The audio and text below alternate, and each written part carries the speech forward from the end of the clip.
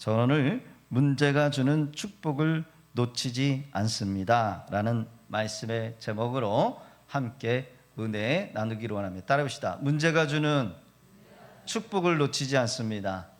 다시 한번요. 문제가 주는 축복을 놓치지 않습니다. 문제가 주는 축복. 여러분, 우리는 문제 앞에 어떻게 반응하실까요? 살다 보면 누구에나 예상하지 못한 문제가 찾아옵니다. 문제가 있다는 얘기는 살아있다는 얘기고, 공동묘지에 가면은 다 누워 있어요. 여러분, 그들에게 문제가 있을까요? 없을까요? 없어요. 왜 그래요? 죽어서. 죽은 자는 문제가 없어요. 살아있는 자에게 문제가 있는 겁니다. 갑작스럽게 찾아오는 질병, 경제적인 어려움, 자녀들 가운데의 문제, 그리고 사람과 사람 관계 속에서의 오는 상처, 그리고 신앙 안에서는 기도해도 쉽게 풀리지 않는 일들이 있습니다. 문제죠. 그런데 같은 문제를 만나도 사람들의 반응은 다르다라는 겁니다. 어떻게 달라요? 어떤 사람은 원망으로, 어떤 사람은 그 문제에 두려워서 눌려 있어요. 어떤 사람은 긍정적으로 생각하려고 애를 씁니다. 잘 될 거야, 괜찮을 거야, 좋게 생각하자, 이 또한 지나가리라, 그러면서 스스로를 다독거려요. 물론 긍정적인 마인드, 마음은 필요합니다. 그래서 한때 우리나라에 긍정의 힘이라고 하는 책이 베스트셀러가 되기도 했어요. 긍정의 힘, 베스트셀러가 됐다는 얘기는 뭐냐? 그 시대의 사람들이 정말 마음으로 감당할 수 없는 아픔, 감당할 수 없는 그런 사건, 사고들이 많았기 때문이라는 거예요. 경제의 어려움, 사업의 어려움, 깨어진 가정, 사람들은 그 무거운 짐 앞에서 신앙 안에서 답을 찾기보다는 그저 긍정적으로 생각하면 이겨낼 수 있어, 이런 얄팍한 위로에 기대고 싶었다는 말입니다. 이런 얄팍한 위로에 기대고 싶었다라는 거예요. 그래서 긍정의 힘이 그렇게 많이 팔려나갔다는 거예요. 여러분, 이러한 사고의 한계가 무엇일까? 인간에게 당면한 그 문제를 어떤 사람은 죄의 결과로 생각하고 재앙으로 여긴다는 거예요. 아니면 일어나는 문제를 스트레스로 생각받아요. 스트레스로 생각하는 거예요. 부담감으로만 여긴다는 거예요. 그러나 문제를 문제로만 생각하면 절대로 우리에게 유익이 될 수 없다는 겁니다.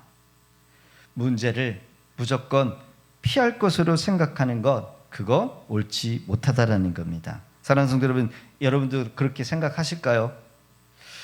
미국 신학교의 목회 상담 교수인 폴 트립 목사, 이분은 한국의 많은 책으로 번역되어 있는 그냥 번역본들이 많아요.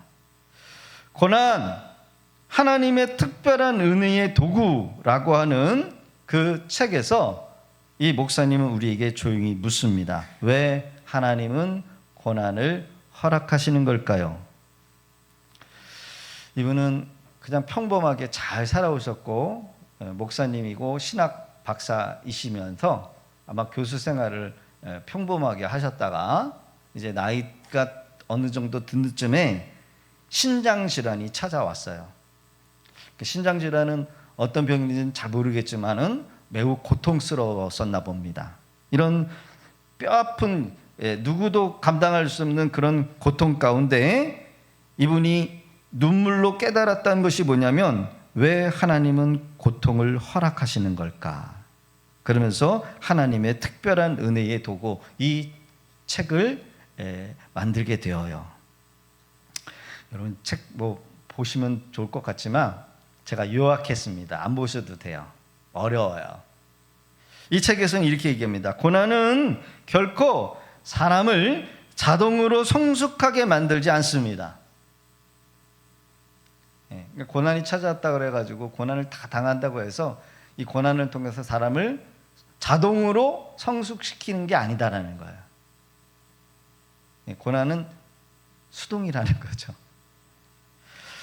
같은 고난의 골짜기를 지나갈지라도 어떤 사람은 하나님을 향하여 등을 지는 사람이 있는가 하면 어떤 사람은 오히려 하나님의 품에 더 깊이 안겨서 영적으로도 신앙적으로도 아름답게 성장하고 무르익어가는 사람들이 있다는 거예요. 그러기에 우리가 고난 앞에서 던져야 될 여러분 진짜 질문은 이런 것들이 되어서는 안 돼요. 왜 하필 내 삶에 이런 일이 일어났나? 우리가 감당할 수 없는 이런 이 문제를 만날 때 그러는 거야. 왜 내 삶에 이런 일이 일어나는가? 그러면서 우리가 던져야 될 세 가지 거룩한 질문은 이거라는 겁니다. 첫째, 이 일을 겪으면서 지금 내 마음은 무엇을 붙들고 있느냐? 이 어려움이 닥쳤는데 이 문제가 감당할 수 없는 문제가 일어났는데 이 일을 겪으면서 지금 내가 붙들고 있는 게 뭐냐라는 거를 발견하라는 거예요.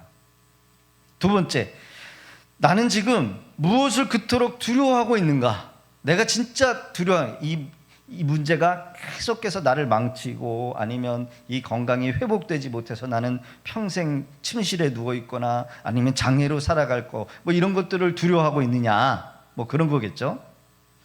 세 번째, 나는 어디서 참된 소망을 찾고 있느냐, 이런 절망 가운데서 내가 의지해야 될 대상이 무엇냐라는 거를 보라는 거예요. 인생에 도무지 해결될 수 없는 문제, 시련, 형연할 수 없는 고통 가운데 계신 분들이 오늘 혹시 이 자리에 계실까요? 이때 이 문제를 도대체 이게 뭘까? 이게 뭐지? 당황하거나 무너지지 마시기를 바랍니다. 한때 그 보험회사 그런 거 있잖아요. 고객님 많이 당황하셨죠? 보험회사가 아닌가요? 당황하지 마시고요. 오늘 내가 붙들어야 될 믿음의 대상이 누구인가? 나의 참된 소망이 무엇인가? 나의 인생의 길을 인도하시는 그 하나님만을 조용히 바라보실 수 있기를 부탁드립니다. 오늘 말씀을 통해서 우리가 해결할 수 없는 문제, 지나가겠지, 액땜하는 거야, 어떤 긍정의 힘으로 바라보는 것이 아니라 문제 앞에 믿음으로 반응하는 사람, 어떤 하나님의 은혜와 축복이 임하는지를 함께 말씀을 통해서 여러분 답을 얻고 돌아갈 수 있기를 주의 이름으로 부탁드립니다. 문제 앞에서 우리는 어떻게 반응할 것인가? 사랑하는 성도 여러분, 오늘 한 소녀의 간증 이야기를 시작으로 합니다. 1963년 경상북도 구룡포 어촌마을에 한 어부의 딸이 태어납니다. 초등학교도 제대로 마치지 못하고 중학교에 다녀야 할 어린 나이에 3년간 남의 집 식모살이를 하게 됩니다. 알코올 중독에 의처증까지 있는 폭력적인 아버지, 매일같이 이어지는 가정의 폭력, 그 아래서 이 어린 소녀가 붙을 수 있었던 것은 오직 하나, 신앙. 이 신앙 한 가지 뿐이었다는 거예요. 엄마는 폭력으로 인해서 도망가 버리고 아버지는 뱃일을 하다가 배가 크게 불이 나면서 선원들이 죽고 큰 어려움을 당해서 정신적으로 트라우마에 날마다 신음하면서 하루하루를 버텨나갑니다. 동양지를 하던 이 소녀에게 주일학교 선생님이 조용히 건네주었던 따뜻한 밥 한 그릇, 그 온기 하나가 이 어린 소녀의 인생을 하나님만을 붙들게 하는 계기가 되었다는 거예요. 그 기억 하나로 이 소녀는 청년이 될 때까지 새벽 예배를 단 하루도 거르지 않아요.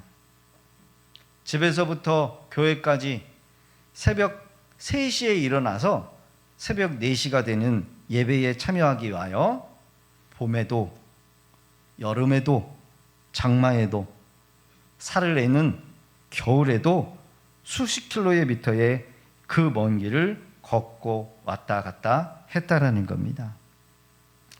가난했기에 들을 헌금이 없기에 주일이면 들판에 들꽃을 꺾어서 강대상에 올려요. 산에서 뜯은 나무를 헌금을 대신해서 하나님 앞에 바칩니다. 교회가 부흥회를 열리지요. 부흥회가 열릴 쯤에 이 소녀 청년은 어릴 적부터 새끼 때부터 키웠던 송아지를 이제는 다 자란 그 황소를 팔아서 하나님 앞에 전부로 드립니다. 그러던 어느 날 이 구름표 읍내에 있던 이 상가 교회에 새들었던 이 작은 교회에 문제가 발생해요. 무슨 문제? 임대료를 높여달라고 하는 것도 아니고 임대료를 못 낸 것도 아닌데 주인이 나가라고 하는 거예요. 나가라고 하는 통보를 받습니다. 교회가 다른 곳으로 옮길 형편이 되지는 않지만 성도들이 함께 무릎을 꿇고 기도하는 성도들도 있고 부담이 돼서 교회를 떠나는 분들도 계셨대요. 이때 이 가난한 이 청년 소녀가 하나님 앞에 두 손을 먹고 울부짖어 기도합니다. 하나님, 저는 가난해서 돈이 없습니다. 그런데 그때부터 예배 때마다 이 청년이 이렇게 기도를 해요. 하나님, 최고만이 하나님 앞에 11조 드릴 수 있게 해주세요. 최고만이. 처음에는 목사님과 성도님들이 의아해합니다. 저 거지가 어떻게 최고만이 드릴 수 있겠어? 그냥 기도겠지. 이 청년의 의심과 나중에는 그게 핍박으로 바뀌어지더라는 거예요. 비웃음이 돼버리고 말았습니다. 나중에는 목사님이 이 청년을 불러서 따로 안수 기도를 해주면서 이제부터 그런 기도는 그만둬 만류를 할 정도였다라는 거예요. 그러나 새벽 예배가 되면 이 청년은 계속해서 부르짖게 됩니다. 하나님 앞에 최고만이 11조를 드릴 수 있게 주옵소서. 이 소년은 멸시를 받고 욕을 얻어먹고 비웃음거리가 되었음에도 불구하고 결코 기도를 포기하지 않았다는 겁니다. 새벽마다 최고만이 그 한마디의 기도를 가지고 눈물로 부르짖었다는 겁니다. 사랑하는 성도 여러분, 저는 이 이야기를 들으면서 깊이 깨달은 것이 있어요. 하나님은 이 어린 가난한 소녀를 높이기 위하여 이 교회에 문제를 허락하셨다라는 겁니다. 교회에 문제가 없으면 이 소녀의 뜨거운 그 기도도 없었을 거예요.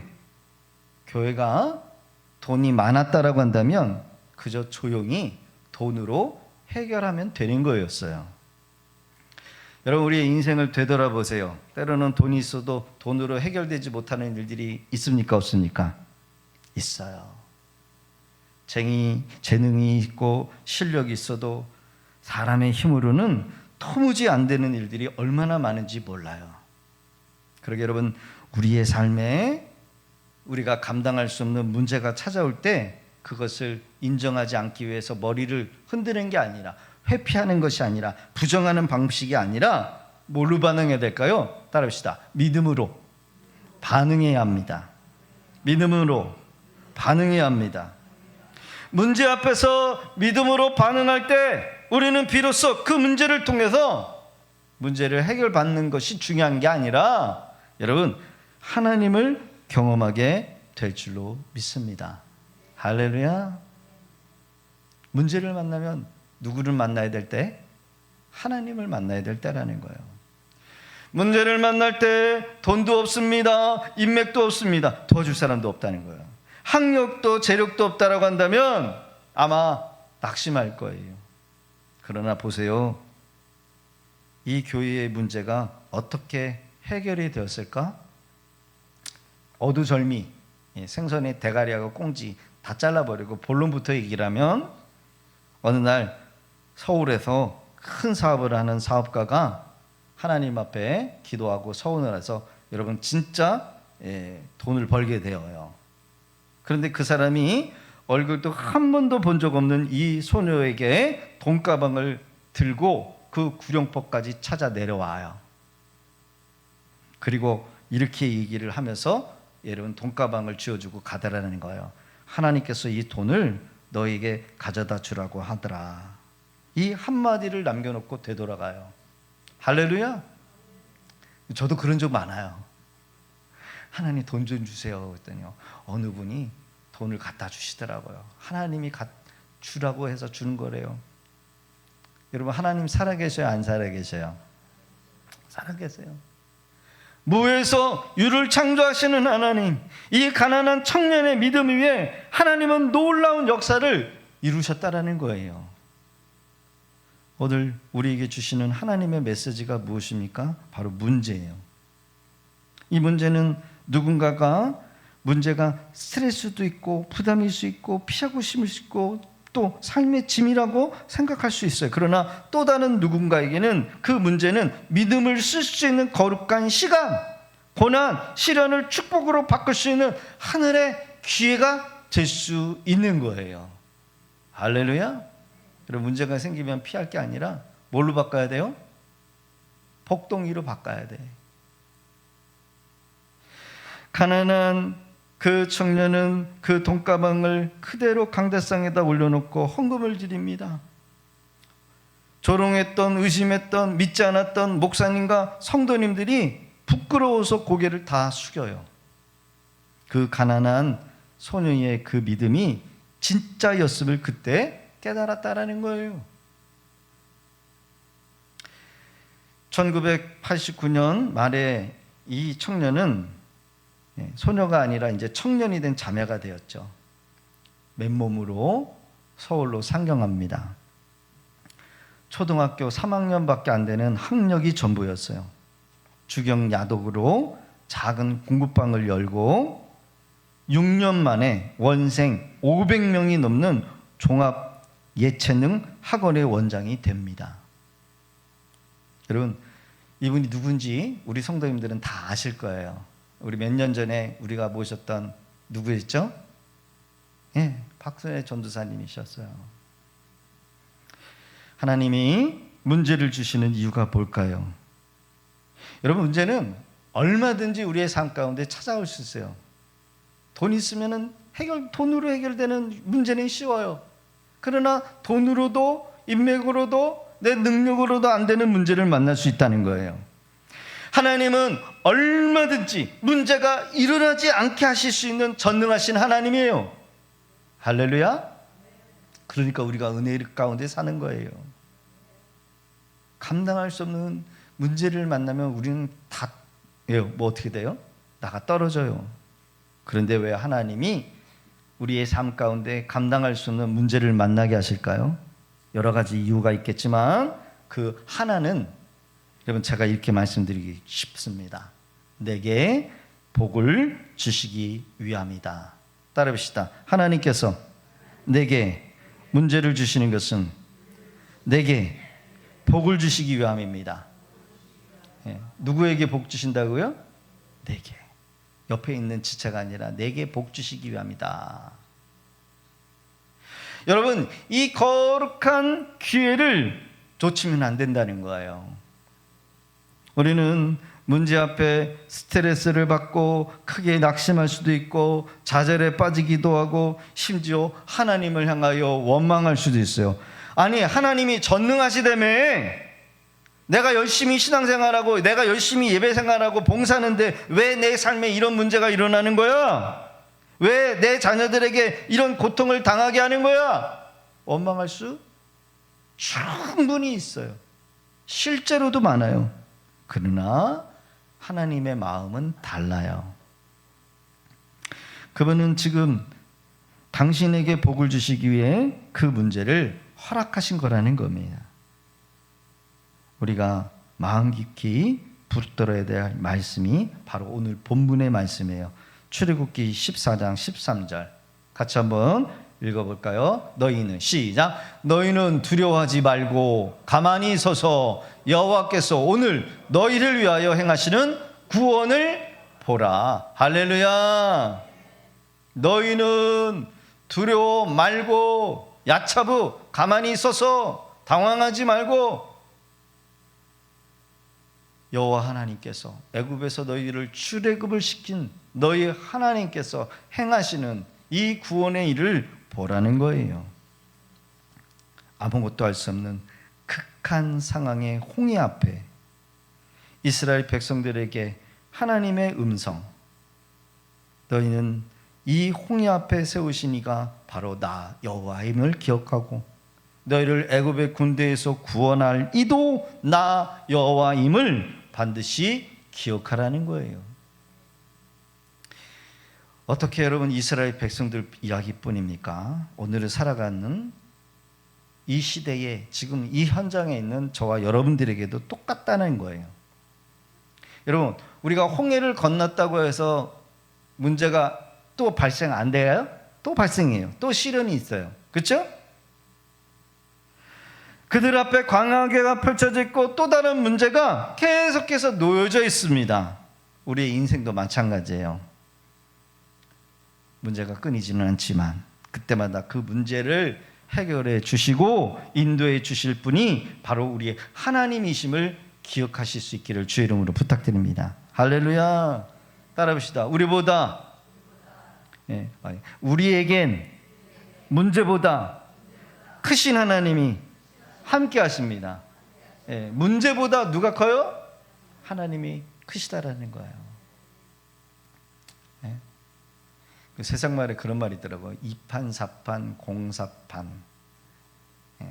이판사판 지금 내 인생이 이판사판 공사판 됐는데 뭐 더 밑바닥으로 떨어지겠느냐? 더 망할 일이 있겠느냐? 이 밑바닥인데 내가 이제 찍고 올라갈 일밖에 더 있겠느냐? 할렐루야. 긍정의 힘과 믿음의 힘은 달라요. 문제 앞에서 긍정의 힘을 의지하는 사람은 그 주체가 바로 자기 자신입니다. 자기 자신이에요. 자기 자신의 의지, 정신력으로 좋은 결과를 만들어낼 수 있다라고 하는 신념이요. 신념. 그러니까 믿음하고 신념은 다른 거예요. 신념은 자기를 의지하고 자기를 믿는 것이다라고 한다면 믿음은 주체가 누구예요? 하나님이에요. 말씀이고 하나님인 거예요. 내 능력이 아니라 하나님께서 약속하신 그 약속, 나를 가장 좋은 길로 인도해 주실 하나님. 그러면 여러분 우리 눈앞에 또 다른 문제가 다가올지라도 아무리 절망적인 일이 있을지라도 약속하신 말씀을 붙잡고 나갈 수 있는 거예요.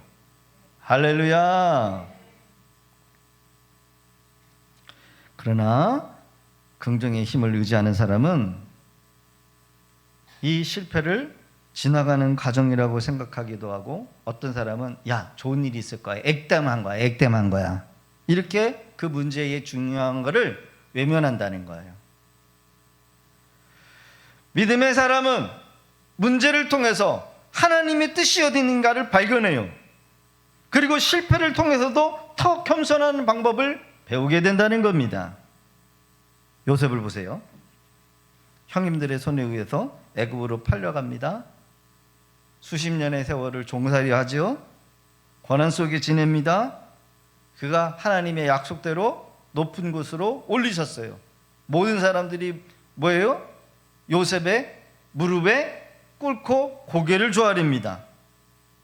하나님께서 실제적으로 요셉을 들어 사용하셨고 그 약속하신 그 꿈의 예언대로 이루셨어요. 그리고 그가 고백하는 내용이 뭐예요? 창세기 50장 20절이라는 겁니다. 같이 한번 우리 합독해 봅니다. 시작. 당신들은 나를 헤아려 하였으나 하나님은 그것을 선으로 바꾸사 오늘과 같이 많은 백성의 생명을 구원하게 하려 하셨나니. 할렐루야. 요셉이 당면했던 그 어려움, 구덩이는 인생의 끝처럼 보였을 거예요. 그러나 하나님은 요셉을 애굽으로 보낼 수밖에 없는 과정이고 통로였다라는 겁니다. 요셉이 감옥에 갇혔지만 버림받은 자가 아니라 총리가 되기 위한 하나님의 훈련의 뭐예요? 과정이었어요. 내 힘으로 감당할 수 없는 문제를 만나면 하나님께서 이 일을 통해서 어떤 복을 주시려고 하는가, 어떤 은혜를 주실까. 저는 교회에 문제가 생기면 이런 문제가 생겼지, 도무지 내 힘으로는 감당 못해요. 그러면 이 문제를 통해서 하나님이 누군가가 크게 복을 주시려고 하나님이 하시나 보다. 할렐루야. 복을 주시려고는. 그래서 복 받는 거는 이런 믿음이 있어야 되는 거예요. 강단에 예전에 꽃이 없었어요. 강단에 꽃이 없는데 누가 좀 헌신했으면 좋겠는데, 근데 하나님은 복 받을 사람을 여러분 보내시는 거야. 바로 그거죠. 문제는 항상 많아요.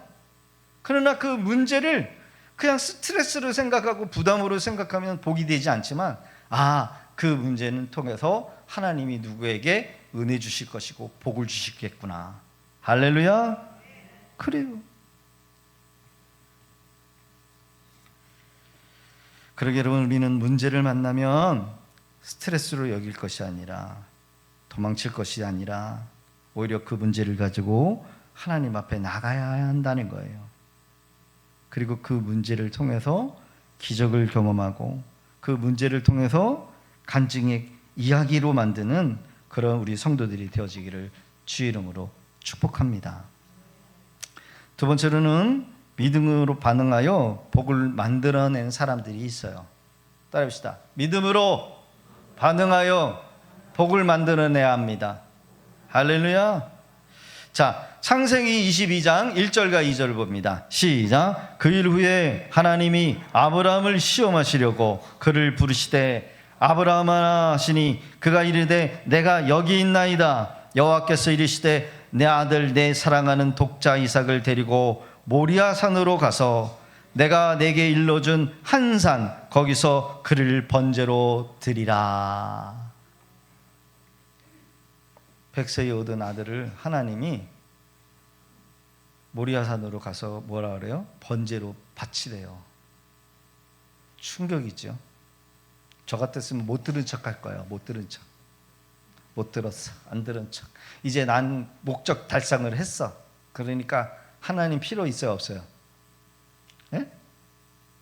그래도 우리 성도님들은 믿음이 좋네요. 끝까지 하나님을 붙들어야 돼요. 그렇죠? 예. 근데 아브라함은요, 순종했어요.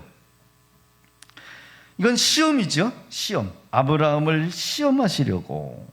이 시험 앞에 아브라함은 순종으로 반응하고 그리고 더 큰 복을 얻고 누린 사람이 됩니다. 성경에는 이런 사람들이 많아요. 창세기 22장의 아브라함은 바로 그런 인물입니다. 100세에 얻은 아들, 사랑하는 독자, 모리아 산에 여러분 양을 잡듯이 번제로 바쳐요.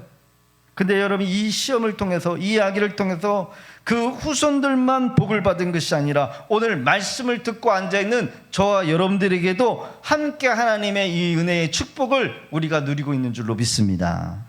아니 목사님, 우리도 복을 받았다라고요? 예, 맞습니다. 우리도 지금 복 받고 있어요. 아브라함이 모리아 산에 그 순종이 저와 여러분들에게 계속해서 흘러온 복을 우리가 받고 누리고 있다는 겁니다. 왜 그럴까요? 아브라함이 그 믿음의 순종이 바로 예수 그리스도를 이 땅에 보내주신 하나님의 은혜와 은총으로 연결이 되어 있기 때문에 그렇다라는 거예요. 할렐루야. 하나밖에 없는 독자들을 하나님을 위해서 내어주고, 실제로 아브라함은 이삭을 결박을 해서 칼을 들고 죽였어요.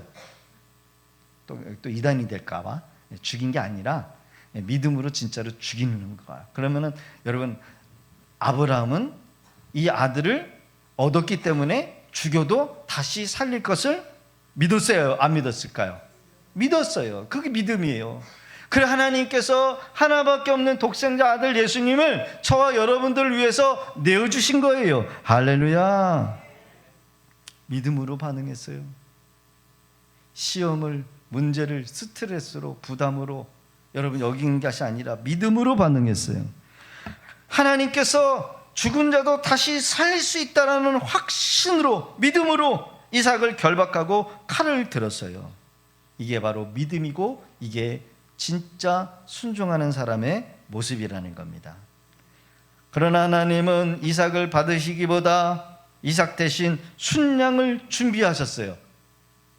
아브라함이 여호와 이레, 여호와 이레, 하나님이 준비시키는구나. 그렇죠? 하나님이 준비하실 거야. 여호와 이레. 하나님이 왜 이런 시험을 주실까? 하나님은 왜 이런 문제를 주실까? 독자 아들 주실 때는 언제고 그 사랑하는 독자 아들을 바쳐? 시험이지만 순종했고 믿었어요. 마지막으로 또 한 명의 간증의 이야기를 하고 마칩니다. 경북 포항 영덕 지역에 있는 농업이 아니라 고기를 잡는 어부의 이야기예요. 이분의 배경은 참 독특합니다. 아버지가 절을 개척하신 스님이셔요. 어머니는 그 절을 출입하고 계시는 보살님. 한마디로 뭐예요? 불교 출신이요. 어릴 적 친구의 전도로 교회를 출석을 합니다. 아버지, 엄마는 사찰에서 절을 섬기고 계시는 스님이자 보살님. 그러나 친구의 전도로 어릴 적부터 교회를 다니는 신앙생활을 해요.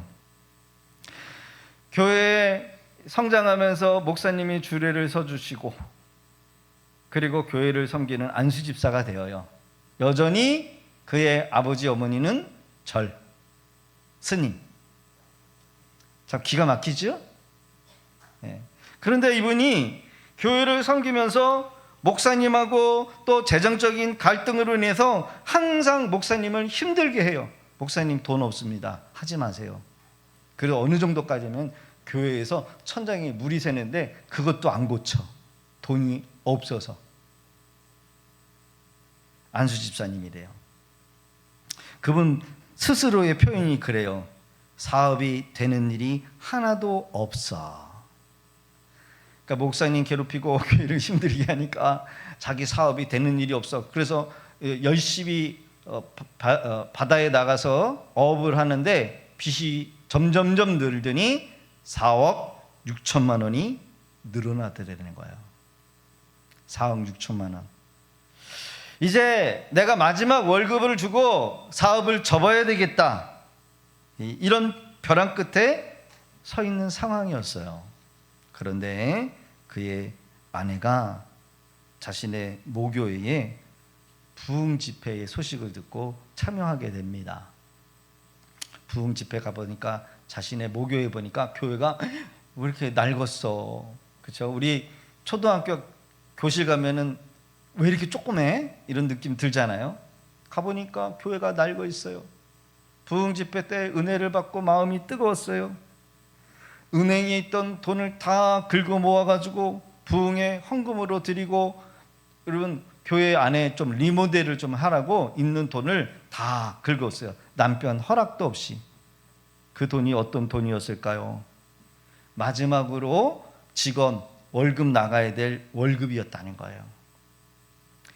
남편이 알고, 이 집사님이 알고 크게 노발대발하는 거. 그 돈이 어떤 돈인데 이제 돈 4억 6천만 원을 빚지고 이제 내가 배 다시는 안 탈 건데, 그래가지고 월급줄, 직원들 월급 줄 돈인데 그거를 갖다가 내가 허락도 없이 다 갖다가 헌금을 드려.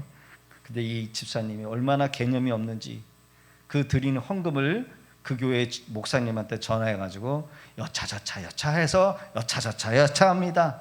돈을 좀 주십시오. 시갱이를 했대요. 아마 저 같았으면 마음이 약해서 줬을 것 같아요. 그런데 그 교회 목사님이 헌금을 드린 것이기 때문에, 하나님 앞에 드린 거기 때문에 드릴 수가 없습니다. 이해했다는 거예요. 빚 문제 도무지 해결되지 않으니까 목사님과의 관계가 서먹서먹하고, 그래서 목사님과 관계를 회복하기 위해서 목사님을 찾아갔는데 목사님이 이제 기도를 해주신다고 바닷가로 나가서 여러분 그 한마디로 신방을 받은 거야. 배에 놓고 거기 앞에서 신방을 받은 거예요. 그 목사님이 이렇게 기도를 하더라는 거예요. 간절히 기도해요. 그러면서 이 집사님의 입에서 이런 말이 나. 하나님, 빚만이라도 청산해 주시면 좋겠습니다. 그리고 낡은 천장 물이 새는 것 정말로 하나님 이거 해결해 줬으면 좋겠습니다. 그렇게 기도를 했대요.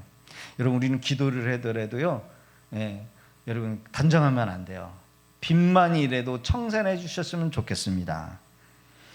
하나님, 새 예배당을 짓게 해주세요. 이렇게 기도를 했대요. 사랑하는 성도 여러분, 이분의 문제가 지금 뭐예요? 감당할 수 없는 빚, 그리고 낡아서 재건축해야 될 교회당이 문제였어요.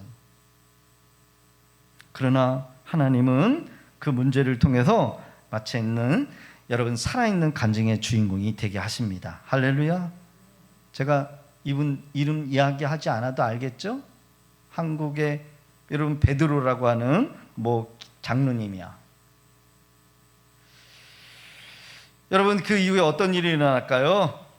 이분이 상암, 여러분 그 운동장 알잖아요. 그 운동장에 한 5배 크기 되는 땅 속에다가 이렇게 어망을 이렇게 박아놓고 물고기가 들어가는 그런 정치 어망을 하는 그런 어부였다는 거예요. 그 정치 어망이 여러분 바닷가에 엄청나게 많대요. 자기 것만 있는 게 아니라 다른 사람까지도 많은 정치 어망이 있는데, 그 어망에 어떤 일이 일어나느냐, 여러분 10년 동안 길러야 될 10kg에서 15kg가 되는 방어떼가 5,000마리가 줄을 지어가지고 자기 정치 어망으로만 다 들어왔다는 거예요.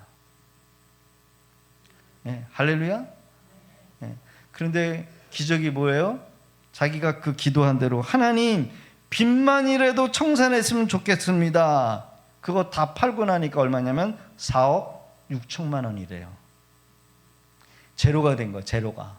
그러니까 우리는 기도할 때 넘치게 해달라고 기도해야 되지, 하나님 빚만이라도 청산했으면 좋겠습니다, 이렇게 기도하면 안 되는 거야. 여러분 성전 건축에, 여러분 건축이 아니지만 리모델링이죠. 그 천정 새는 거 고쳐줬으면 좋겠습니다. 그랬더니 하나님께서 어떻게 역사하면 자기의 그 정치 어망에 민쿠고래가 와가지고 죽어 있더라는 거예요. 민쿠고래 팔면은 평일날 팔면은 1억, 주말에 팔면은 5천만 원. 민쿠고래가 와가지고 죽어 있는 거예요. 그래서 목사님 차도 좀 이렇게 소형차로 바꿔주시고, 그리고 그것도 고쳐주었다는 거야. 그 이후에도 하나님께서 어마어마한 여러분 기적을 일으켜 주셨다라고 간증을 해요. 여러분, 우리가 문제가 일어날 때 우리는 믿음으로 반응해야 한다는 거예요. 문제를 복을 받을 수 있는 기회로 만들어야 한다는 거예요. 할렐루야. 말씀의 결론입니다. 문제 앞에서 기적을 경험해야 돼요. 사랑하는 성도 여러분, 하나님의 복은 언제나 시험이라고 하는 옷을 입고 다가온다는 거예요. 하나님이 복 주실 때 시험이라고 하는 복으로 오신다. 문제거리의 얼굴로 우리에게 찾아온다는 거예요. 부잣집의 아들로 찾아오는 게 아니라 초라한 가난한 거지로 찾아와서 여러분 접대하게 만드는 거예요. 지나가는 나그네로 다가오셔서 하나님이 여러분 복을 주시는 분으로 다가오신다는 거예요. 유명한 이런 말이 있더라고요. 축복의 선물은 고난의 포장지에 쌓여온다. 제가 발음이 좀 잘 안 됩니다. 축복의 선물은 고난이라고 하는 포장지에 쌓여온다. 하나님께서 주시는 은혜는 때로는 큰 고난이라고 하는 포장지에서 쌓여온다. 포장지만 바라보면 부담이 되고 여러분 버리고 싶지만, 그러나 어떤 문제가 찾아오더라도 여러분 우리는 이렇게 기대해야 한다는 거예요. 하나님께서 오늘 이 문제를 통해서 어떤 은혜를 주시는 걸까? 사랑하는 성도 여러분, 작은 선물일까요? 큰 선물일까요? 포장에 물건이 무거울수록, 고난이 클수록 하나님께서 준비하신 그 은혜도 더 클 수 있다는 겁니다. 박순애 전도사님의 이야기를 통해서 문제 앞에 회피도 하지 않았고 도망하지도 않았어요. 새벽마다 하나님 앞에 엎드려서 기도로 나갔어요. 부르짖었어요. 문제는 항상 있을 수 있어요. 우리를 짓누르고 가난하게 하고 재정에 어려움을 줄 수 있지만, 어떤 사람은 그 상황에 끌려서 여러분 기도의 자리를 이탈하고 신앙의 자리를 이탈해버리고 내 생각과 인간적인 방법으로 여러분 해보려고 하지만, 그것은 그 사람의 그 수준의 한계밖에 못 미치는 거예요. 하나님은 어떠한 방법으로도 어떠한 형편에도 역사하신 살아계신 하나님이시다라는 겁니다. 할렐루야. 욥기서 41장 11절, 제가 지난 한 주 동안 강단에서 계속 엎드려서 하나님 앞에 기도했을 때 하나님이 이런 말씀을 제게 주시더라고요. 같이 한번 읽어봅니다. 시작. 누가 먼저 내게 주고 나로 하여금 갚게 하겠느냐? 온 천하에 있는 것이 다 내 것이니라. 할렐루야. 온 천하에 있는 게 다 누구래요? 하나님의 것이라는 거예요. 하나님은 주실 수도 있고 빼실 수도 있어서, 부유롭게도 하시고 가난하게 하실 수도 있고, 지혜를 주셔서 여러분 박사나 학사들에게 여러분 무릎 꿇게도 하실 수도 있고, 높이시기도 하시고 살리시기도 하시고 병을 주시기도 하시고 병을 걷어가시는 하나님이시기에, 사랑하는 성도 여러분, 문제 앞에서 하나님의 은혜를 경험하실 수 있기를 주의 이름으로 축원합니다. 복음이 무엇입니까? 죄의 문제를 스스로 해결할 수 없는 인생들에게 찾아오신 하나님이신 거예요. 죄로 인해서 늘 어려움을 당하는 모든 인생들의 문제를 능히 해결해 주시는 우리 예수님, 우리는 그 예수님을 통해서 전능하신 하나님 앞에 담대히 나갈 수 있는 줄로 믿습니다. 그러게 여러분, 문제만 해결받는 것이 여러분 문제가 아니라 우리의 삶의 목적이 돼서는 안 돼요.